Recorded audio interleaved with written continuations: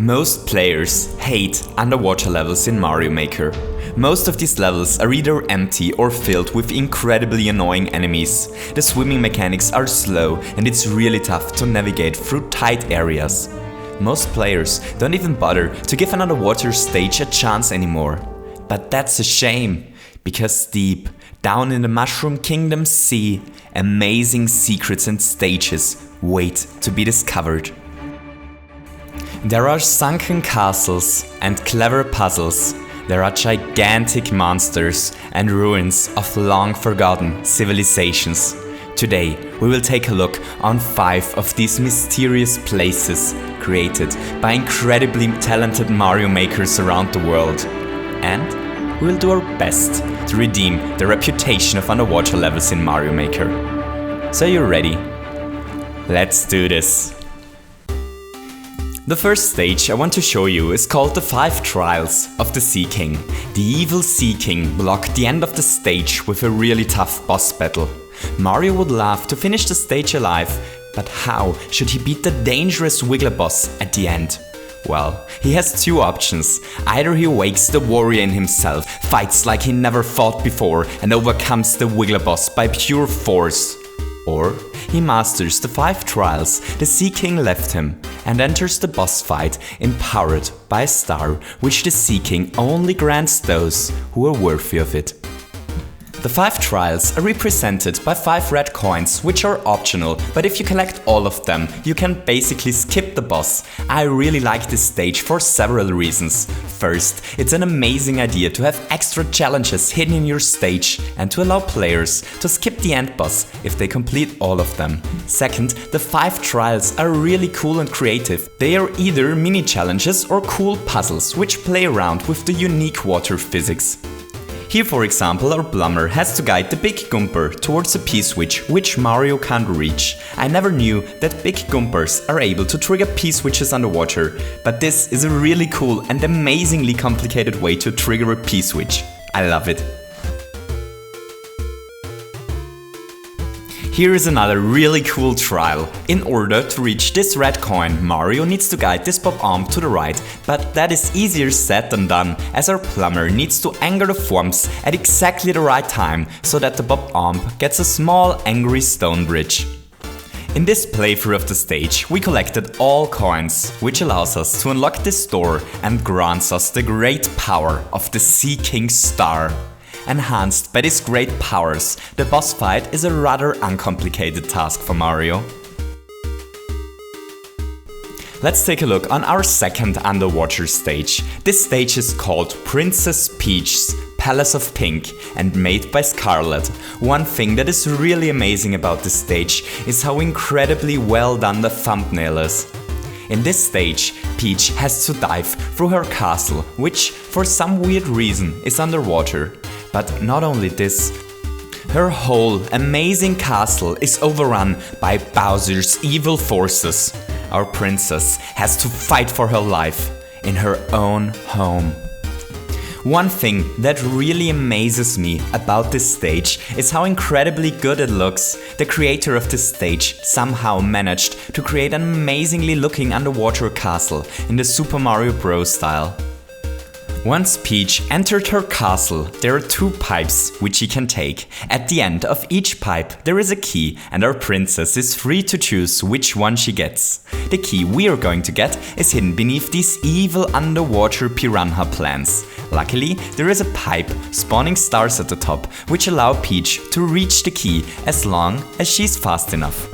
With this key, she's now able to open the door to the East Tower. But once she gets through the door, she's in trouble. The East Tower looks nothing like she remembers it.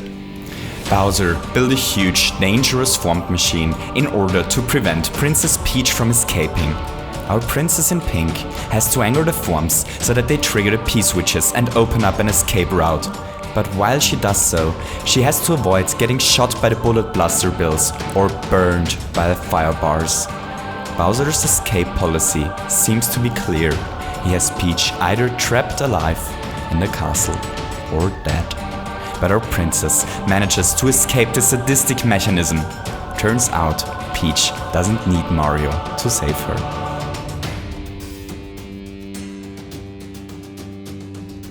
The next level I want to show you is a remake of a level of one of the best games ever made.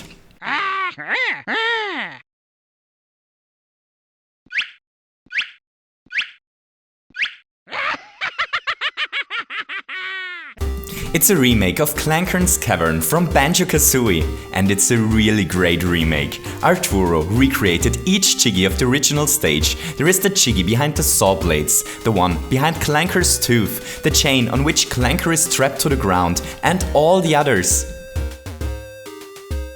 Arturo is currently recreating all Banjo-Kazooie levels. If you're looking for something to fill the long wait until Yooka-Laylee is finally released, it's definitely a good idea to check his levels out. The level is a little bit too long to show you a complete playthrough, so I'll just show you some of my favorite parts. This, for example, is how he recreated the swimming section with the tentacles. The tentacles are represented by chain jumps, and it's a really tough but fair challenge to swim through this area.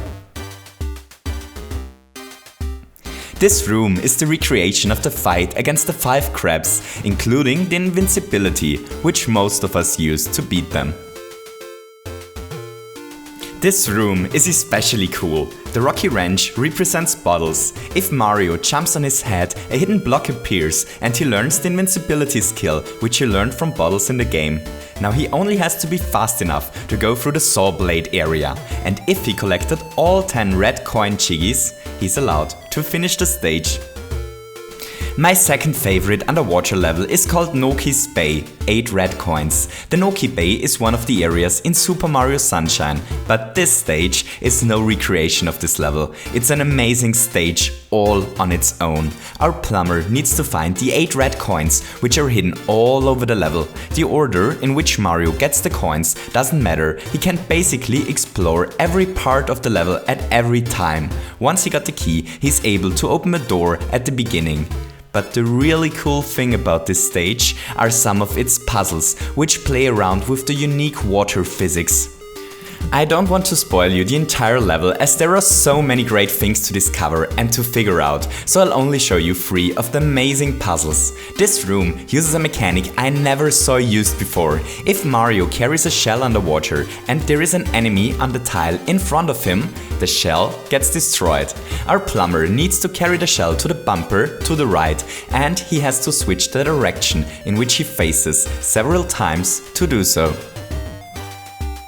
It took me a ridiculous amount of time to figure the next puzzle out, although it's actually really simple once you know the solution.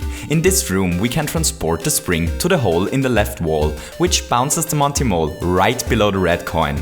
Sadly, Mario isn't able to collect this coin as there are hidden blocks below it. He needs this coin to finish the stage, but how should he reach it? It appears as if Mario has no idea. Have you figured it out already?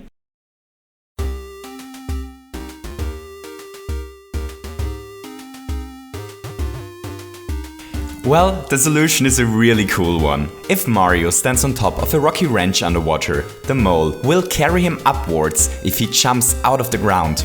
If Mario gets transported this way, he doesn't trigger invisible blocks, cause physics.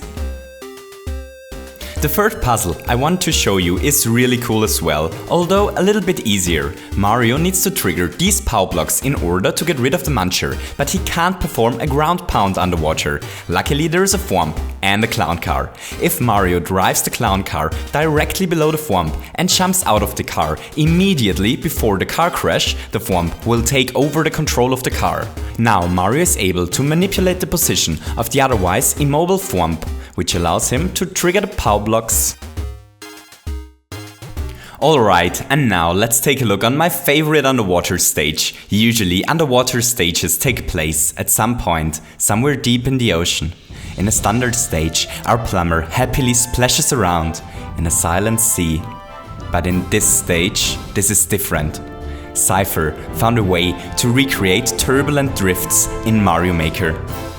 But our plumber not only has to deal with immense underwater forces in this stage, no, he's also able to manipulate them. The stage is built around a really cool gimmick. Mario can't go on top of conveyor belts underwater if they point towards him, but if he carries an item, he's suddenly able to do so. Whenever Mario goes through a pipe, the level stays basically the same, but all conveyor belts and some other elements switch their direction. Sypher managed to build an unbelievably clever stage around this concept. In this area, for example, Mario is only able to proceed if the conveyor belts point to the right, as he needs to place a power block there so that he doesn't kill himself when he swims through this passage. But not only the belts are affected by the flow, these saw blades change direction as well. Here a plumber can only dive through the saw blades, while the underwater forces pull them to the right. This stage is really an amazing one, and I highly recommend you to check it out. If you want to play any of these stages, you can find the IDs in the description.